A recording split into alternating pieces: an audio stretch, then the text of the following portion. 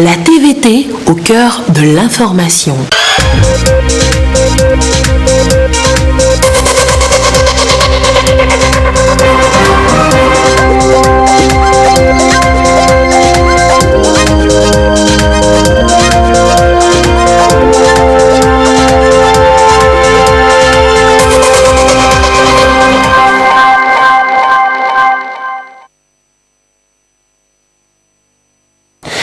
Après 30 ans d'âge, le cacaoyer doit être coupé pour lui permettre de se régénérer. Cette technique apprise profite bien aux producteurs qui l'ont témoigné, vous allez les entendre. La plantation de cacao nourrit le producteur, à suivre dans un instant. Le Covid-19 a fait plus de 460 000 victimes à travers le monde. Au Togo, plusieurs actions sont menées en vue de rompre la chaîne de propagation de cet ennemi invisible. À suivre tout à l'heure.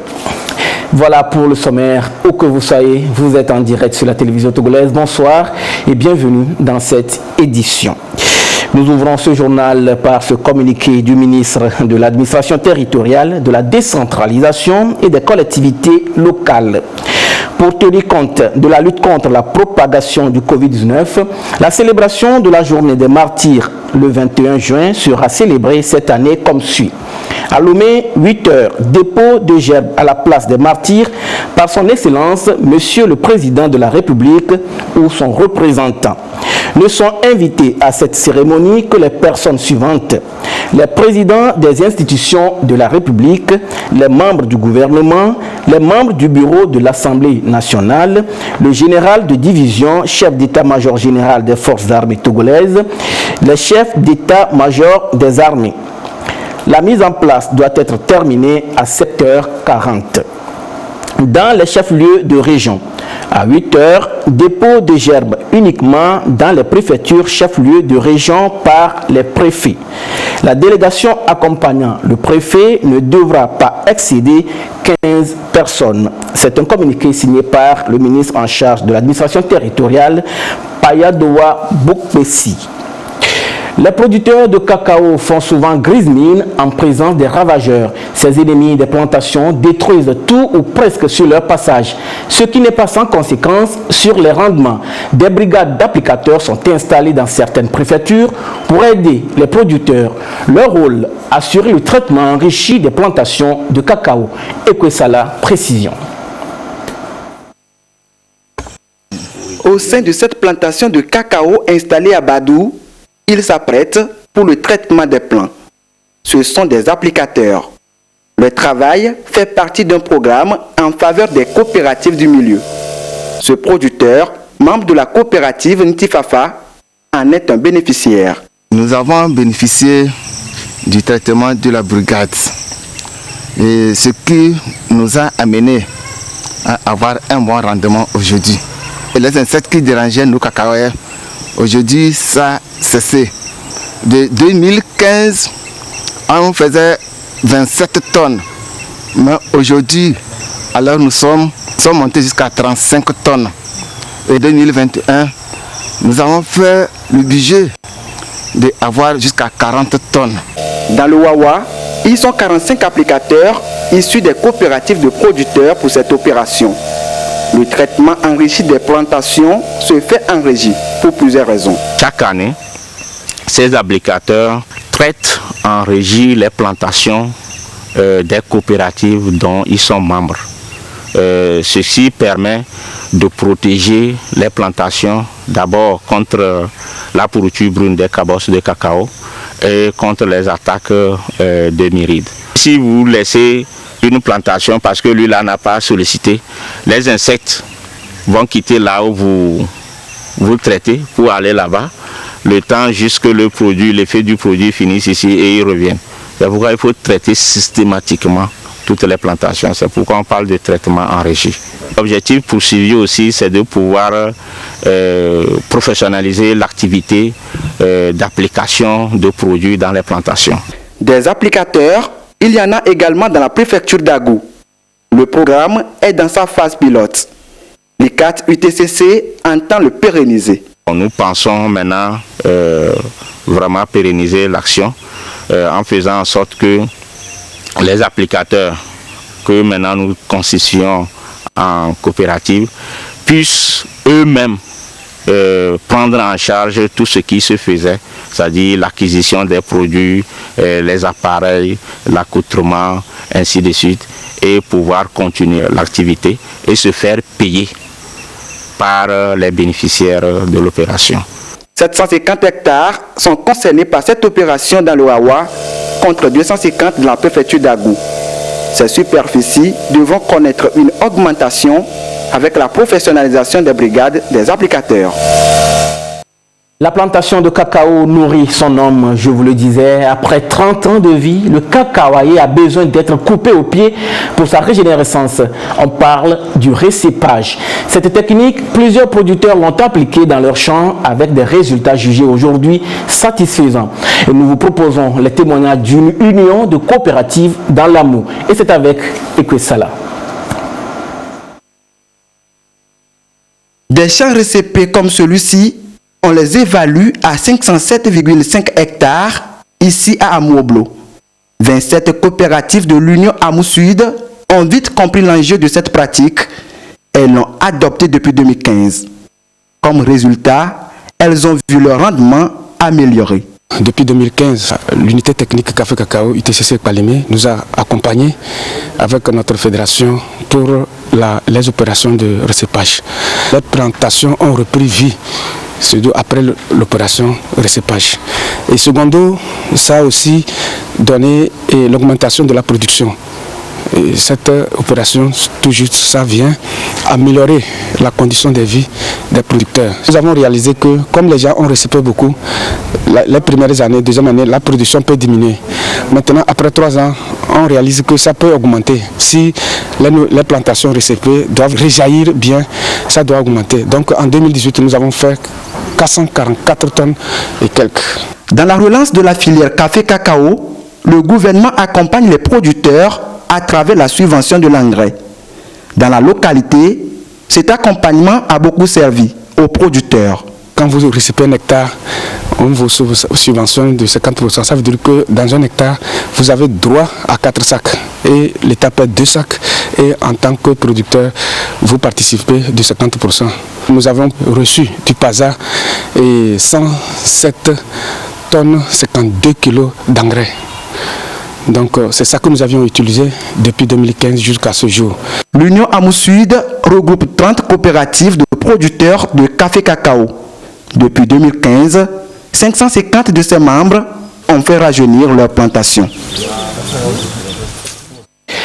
Modernisation du système judiciaire au Togo, l'amélioration du climat des affaires nécessite des innovations et de la rapidité, surtout dans le traitement des litiges commerciaux. Qu'en est-il exactement au Togo, Louis Kassi?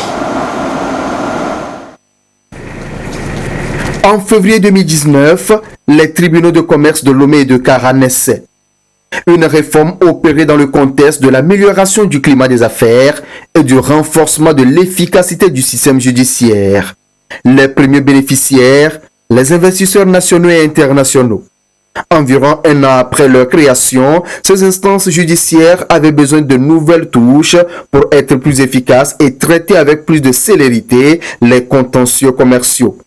De la répartition automatique des dossiers à l'instauration de la conférence préparatoire, en passant par la limitation de la durée de l'instruction, les fruits de ces innovations sont déjà visibles. Aujourd'hui, si vous allez sur notre site internet, le www.tribunaldeCommerce.tg, vous verrez que nous avons un taux de résolution des litiges de 89%. Ce qui veut dire que sur 100 affaires que nous avons reçues depuis le début de l'année, sur 100 affaires, 89 sont déjà sorties. Donc l'impact est vraiment significatif. La conférence préparatoire instituée par la loi nouvelle commande que le juge et les parties vérifient à l'entame du procès et pour toutes les affaires nouvelles si le tribunal de commerce qui est saisi est vraiment compétent pour régler l'affaire. Pour l'opérateur économique, c'est qu'il aura un procès rapide. Le jugement ne va plus mettre du temps pour être donné. La chambre de petites créances devient la chambre de petits litiges. Elle traite des affaires dont les litiges sont inférieurs à 1 million de francs CFA en capital ou 100 000 francs CFA en revenu annuel. Avec la nouvelle loi, les frais d'enrôlement de dossiers sont réduits et les personnes concernées peuvent s'auto-représenter. Aussi, le tribunal de commerce a-t-il été modernisé avec la dématérialisation des procédures depuis l'assignation jusqu'à la saisine en ligne. Depuis l'assignation jusqu'au prononcé du jugement, peut-être dématérialisé, de façon que le justiciable ou bien l'avocat ou l'huissier a la possibilité d'enrôler son affaire en ligne sans se présenter sur le site du tribunal. Et après l'enrôlement des dossiers, les actes peuvent être accomplis en ligne, les pièces peuvent être déposées en ligne, les conclusions peuvent être déposées en ligne ou bien envoyées à l'adresse électronique du tribunal. Et bientôt même, nous serons en mesure de plaider à distance. Bien, les avocats seront en mesure de plaider leur dossier à distance. Même les juges qui président les audiences sont choisis par le logiciel forfaiture commercial du tribunal. Donc, le justiciable lambda et les opérateurs économiques doivent être confiants, surtout avec la nouvelle loi qui impartit des délais de traitement des dossiers, qui institue la conférence préparatoire des affaires nouvelles, sous chose de nature à garantir la transparence, l'impartialité, l'équité et la rapidité dans le traitement des dossiers. Ces nouvelles dispositions réglementaires répondent aux attentes des partenaires des tribunaux de commerce. Ils apprécient l'initiative à sa juste valeur. Aujourd'hui, la saisine des juridictions est beaucoup plus simplifiée. Tout se fait par voie électronique, donc le déplacement de l'avocat n'est plus vraiment nécessaire. À l'entame de chaque procédure, lorsque l'affaire est évoquée pour la première fois, l'avocat ou le justiciable assiste à une conférence préparatoire, c'est-à-dire qu'à cette audience-là, le juge est amené à se déclarer compétent ou incompétent en raison de la nature de litige qu'il a saisi. Il vérifie également les questions de preuve. Aujourd'hui, dès que l'avocat assiste à la conférence préparatoire, il a une idée claire du délai ou de la durée de la procédure et il sait à peu près quand est-ce qu'il peut prétendre obtenir une décision de justice pour son client. En tant qu'avocat, pour accéder au tribunal de commerce de Lomé, j'ai accès à mon compte sur la plateforme. Je dispose également d'un mot de passe, donc je peux enregistrer mon dossier directement sur la plateforme, l'enrôler, payer les frais d'enrôlement par tous les instruments de paiement ou les moyens de paiement électronique. Et en plus de cela, nous recevons dans notre boîte électronique le rôle de chaque audience. Donc, à la fin de chaque audience, chaque avocat reçoit une notification du sort de son dossier. Il y a une certaine transparence qui met en confiance l'avocat, son client, le justiciable qui a accès à la justice, parce que la décision qui va être rendue par le tribunal de commerce sera accessible à tout le peuple togolais. Le système judiciaire togolais continue de s'améliorer au jour le jour.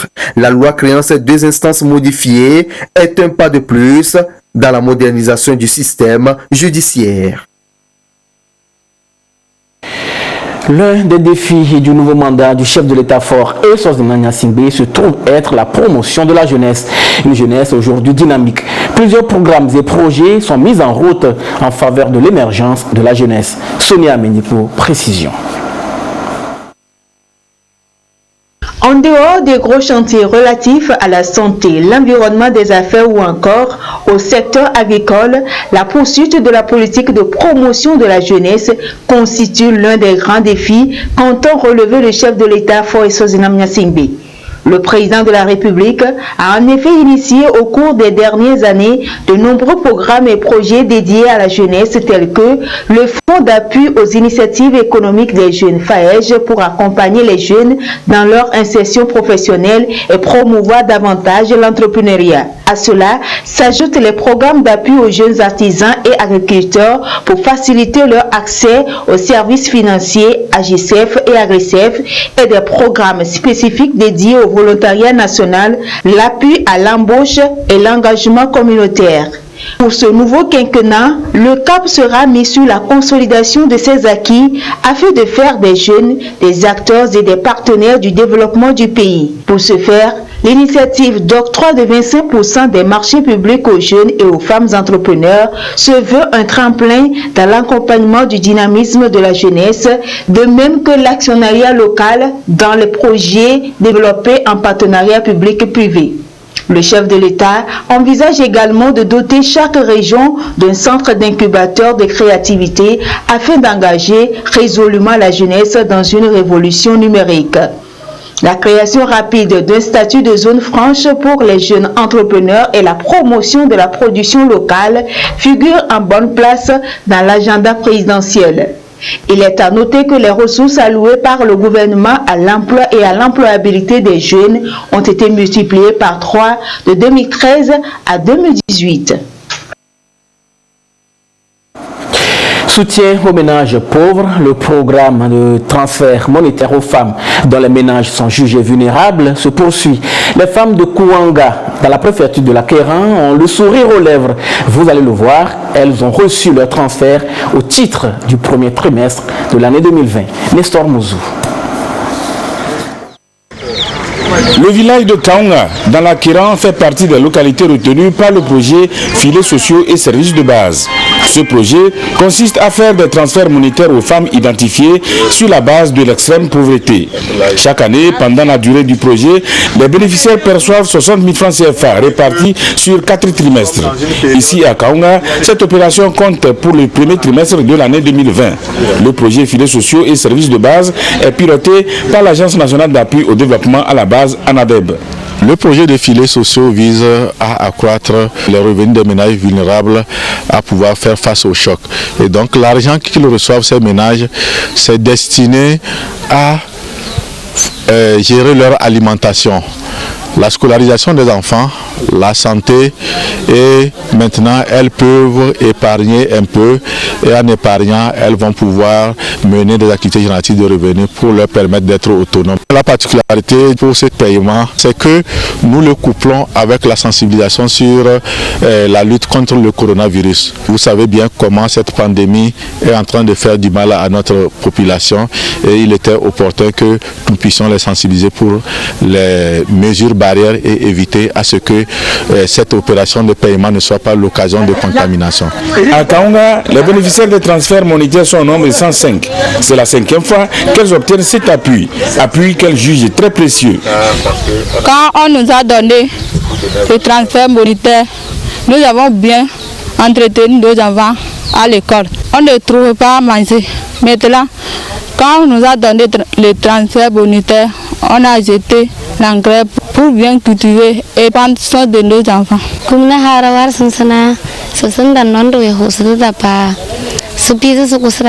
Avec l'appui de transfert monétaire, nous avons pu prendre en charge nos enfants à l'école dans le domaine de la santé, prendre soin d'eux, épargner quelques sommes pour nos activités génératrices de revenus. Ceci nous a permis d'augmenter nos troupeaux et nos volailles. Nous tenons toujours à remercier l'État togolais et ANADEB. 11 711 ménages issus de 46 cantons ont été identifiés dans la région de la Kara pour jouir des transferts monétaires.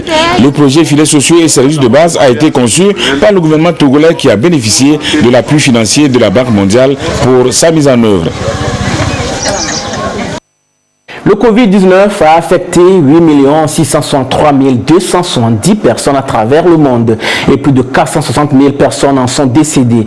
L'OMS alerte sur l'aggravation de la pandémie dans le monde. Alors que la situation s'améliore en Europe, le nombre de nouveaux cas bat des records dans le reste du monde. Et au Togo, la situation épidémiologique s'est stabilisée. Plusieurs actions sont menées pour rompre la chaîne de contamination du virus. Sonia Menito.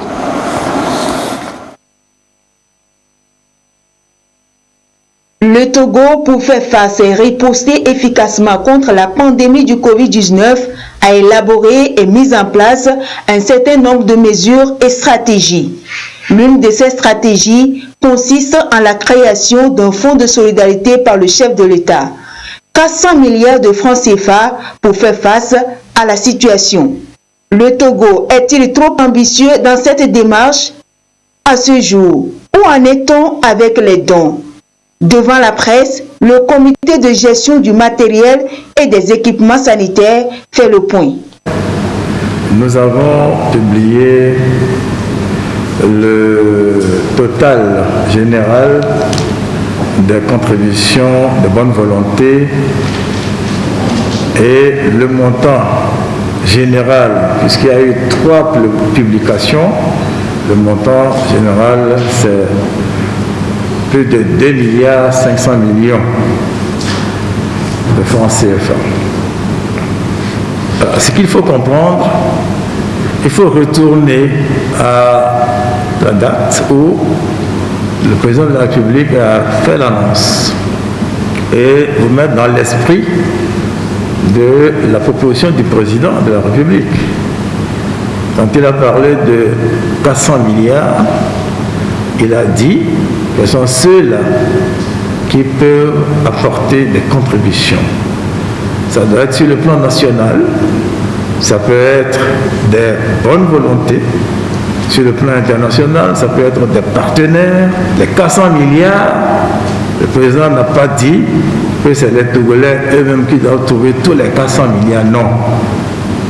Il a indiqué la manière, la façon dont chacun pouvait apporter sa contribution. C'est pour cela qu'il y a eu ces bonnes volontés qui ont pris sur elles d'apporter leur contribution. Alors, je crois qu'il faut d'abord reconnaître que c'est une très bonne chose et les remercier, les encourager et les féliciter pour ce qui a été fait. Et à ceux qui disent, nous avons vu beaucoup de matériel. On a vu des cartons et des cartons, des paquets et des paquets, mais sur le terrain, on ne voit rien. Bien sûr, on ne pouvait pas exposer tout cela sous le soleil. Donc, actuellement, tout ce matériel est stocké en des lieux précis. Le principal endroit où nous recevons tout cela, c'est le site de Togo 2000. Tous ceux qui veulent apporter des dons, faire des dons, apporter du matériel, etc., ils nous contactent. Nous avons fait passer un communiqué. Ils nous contactent. Nous les invitons à se rendre là où nous sommes, c'est-à-dire Togo 2000, et ils nous indiquent le jour, l'heure, nous les recevons et nous consignons cela dans un document sous forme de procès verbal. Si vous avez de l'argent que vous voulez apporter pour soutenir la riposte, la coordination, alors il y a un compte qui est ouvert à Colis Bank. Trésor Solidarité Nationale, le compte Covid-19. Si vous allez directement à Colis Bank, si c'est un chèque, vous remettez le chèque. Si c'est un numéraire, vous leur remettez l'argent. Donnez vos coordonnées, votre identité pour qu'on puisse vous reconnaître et faire que cela puisse faire l'objet d'une publication, qu'on sache que vous avez donné. Soit, si vous refusez que vous ne voulez pas qu'on le sache, donc on dira que c'est un don, bien une contribution anonyme. Si on veut résumer pour dire combien de masques il y a en tout et pour tout, c'est environ 5 534 000 masques confondus. Il y a des lits aussi de réanimation, il y a des respirateurs. Les questions du retour des Togolais au Liban qui se seraient bloqués à Cotonou et la réouverture des lieux de culte ont également fait objet d'échanges au cours de cette rencontre. Pour ce qui concerne la réouverture des lieux de culte, les discussions sont en cours avec les responsables des associations religieuses et leur ministère de tutelle pour préparer cela. Comme vous le savez, le chef de l'État apprenait toujours l'anticipation. Il faut anticiper sur les problèmes pour éviter que ces problèmes viennent aggraver ce que nous avons déjà. Pour ce qui est de la question de nos compatriotes qui étaient au Liban et qui sont venus rester au Bénin, je ne sais pas qui sont au Bénin. Nous avons reçu un message que nos compatriotes devaient arriver du Liban. Nous avons préparé des places ici, au Hôtel Bénin, mais aussi à Edaoka. Nous les attendons. Et nous avons eu un message qui nous dit que ça a été reporté. Mais pour l'instant, on ne sait pas qui sont au Bénin. Je n'ai pas cette information-là. Donc je ne peux pas vous dire. Sinon, dès qu'ils arrivent, ils seront pris en charge, tout est préparé. Le Covid-19 existe bel et bien au Togo. Désormais, il faudra apprendre à vivre avec, selon les spécialistes. Seul le respect des mesures permet de se protéger et de freiner la chaîne de contamination.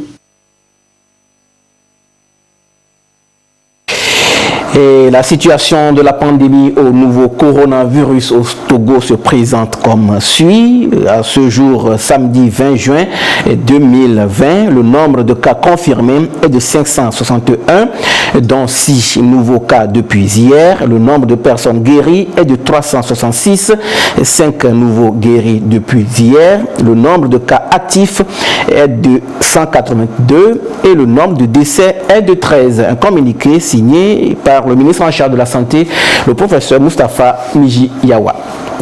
Santé encore, la drépanocytose, encore appelée hémoglobinose, est une maladie héréditaire. Elle fait des victimes, surtout en Afrique. Des luttes sont menées au quotidien pour une meilleure prise en charge des malades. Découvrons mieux cette maladie avec Antoinette Omao Vovor.